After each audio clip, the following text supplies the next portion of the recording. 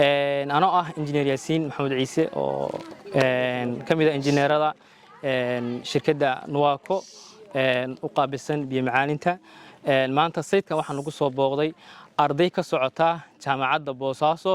Garowe ardaydaasoo aan u sharaxnay qaabka ay warshadu u shaqeyso iyo qaybaha ay ka kooban tahay iyo sida biyaha loo macaaniyo iyo nidaamka ay ku socoto runtii ardaydaasi يعني maanta hawlihii aan qabnay si fiican ayay uga faa'iideen oo cilmi ahaan uga qaateen biyaha qaabka loo macaaniyaan tusnay qaabka ay ka kooban tahay warshadaan tusnay haamaha biyaha fiilka lagu shubo kuwa productiga lagu shubo kuwa marka biyaha qaybta rejectiga ah noocyada ay biyaha u qaybsan productiga rejectiga sida qaybta CIB-yada iyo noocahaas oo dhan waan tusnay si practical waxay u arkeen dhammaan wixii shaqo oo ku socday warshada nooc kasta ay ahaataba way arkeen biyaha testigooda iyo noocay noqonayaan way dhadhamiyeen marka ardaydaasi aad iyo aad bay u mahadsan yihiin aad baan ugu mahad celinaynaa markastana gacmo furan baan ku soo dhaweynaa wayna mahadsan magacaygu waa maxamed cali maxamuud waxaan ka mid ahay barayaasha jaamacadda Boosaaso Garowe maanta halkan waxaanu keenay ardayda kulliyadda public health ku jirta last year shirkadda Nuwaco sifaysa biyaha runtii ujeedada maanta halkan ardayda u keenay la isugu jirta labo koowaad waxa weeye in ardaydu si practically ay u arkaan hababka kala duwan shirkaddan ay biyaha u sifayso looga saaro wax kasta oo waxyeelaya caafimaadka dadka talabaadna waxa weeye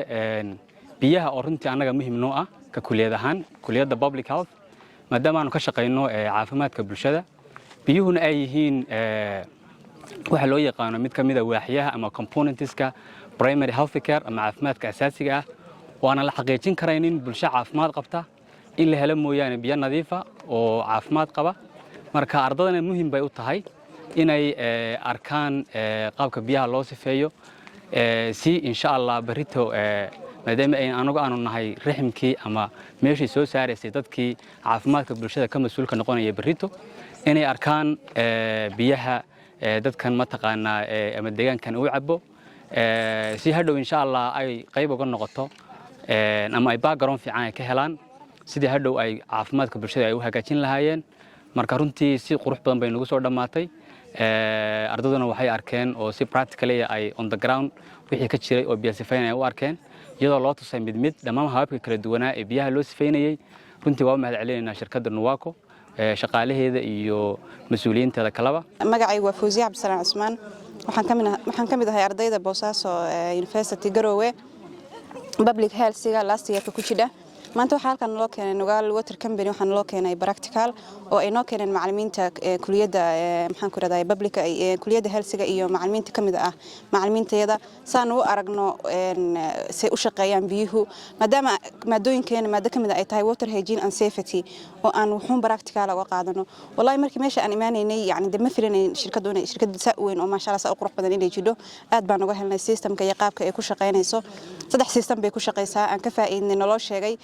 laba system oo uga yimaada Turkiya oo systemkaas oo si automatic isku daaraya iska dibinaya iyo system ka yimaada from Dubai oo kaas oo manual oo gacanta ka shaqeynaya biyuhu marka ugu horeysa wax fiil leeyahay ka soo galaan oo wiyeerka soo qaada bacdeen waxay u wareejin ku raadayay qalabyada ama systemyada ku shaqeynayaan aakhir marra oo markii waxaas oo dhan ay soo maraan waxay sameeyaan reject inay wixii aan loo baahnayn ay reject gareeyaan bahal baa jidha saacada oo biyaha kala saadha baasha ciid baa ku jidha ciidaas oo sameynaysa inay biyaha sifayso wixii sifeen waayana qalabka nooc kale ayaa loo sifeeyaa adu biyaha wixii macaan hama loo gudbiyaa wixii markaa wasakh ana reject waa loo diraa oo toobooyinkaas maxaan ku raday beel darayo oo meesha ku shuba magacaygu waa Sharmaaka Ali Ciise waxaan ahay ardayda kamid ah last year-ka departmentiga public health-ga jaamacadda Boosaaso runaantii maanta waxaan soo aadnay maada kamid ah maadooyinka aan qaadano taasoo ah water safety and hygiene run ahaantii maanta waxaan imaanay xarunta Nuwaako oo qaybteeda biyo macaaneynta halkaas oo aan ka daraasaynay qaabka processyada ay maraan biyaha lagu macaaneeyo run ahaantii waa process aad iyo aad u qiimo badan run ahaantii bulshadana waxtar aad u leh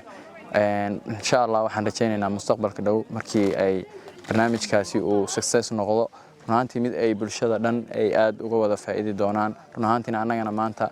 cilmi baaristeena ku saabsanayd qaabka ay u shaqeeyaan iyo processyada ay maraan runtii waa mid aad loogu kalsoonaan karo aadna u qurux badan